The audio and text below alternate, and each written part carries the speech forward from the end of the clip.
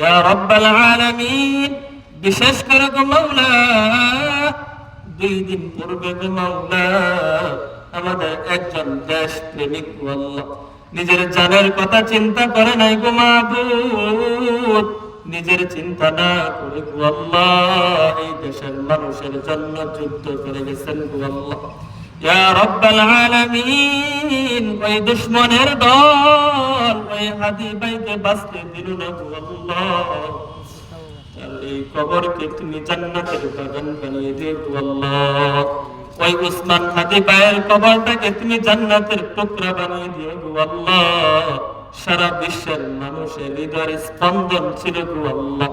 ইয়া রাব্বাল আলামিন, প্রত্যেকের সন্তানকে তুমি ওই উসমান হাদির মতো কবুল করে নাও গো আল্লাহ। তাকে তুমি কোরআনের হাফেজ হওয়ার মতন তৌফিক দান করো গো আল্লাহ। প্রত্যেকটা পরিবারের মধ্যে একজন করে আলেম কোরআনের হাফেজ হওয়ার মতন তৌফিক দান করো গো আল্লাহ। রব্বিরহামহুমা কামা রব্বায়ানি সগীরা। আল্লাহুম্মা রব্বিরহামহুমা কামা রব্বায়ানি সগীরা।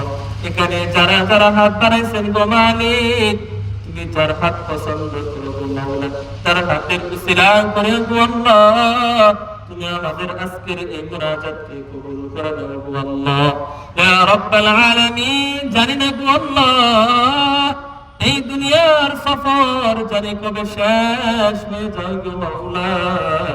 যেদিন এই দুনিয়ার জমিন থেকে চলে যাবো গো আল্লাহ, তোমার হাবিবের চেহারা মুবারক দেখতে দেখতে জবান দিয়ে জারি করে দিও মধুর কালিমে তাইয়্যিবা লা ইলাহা ইল্লাল্লাহ মুহাম্মাদুর রাসূলুল্লাহ সাল্লাল্লাহু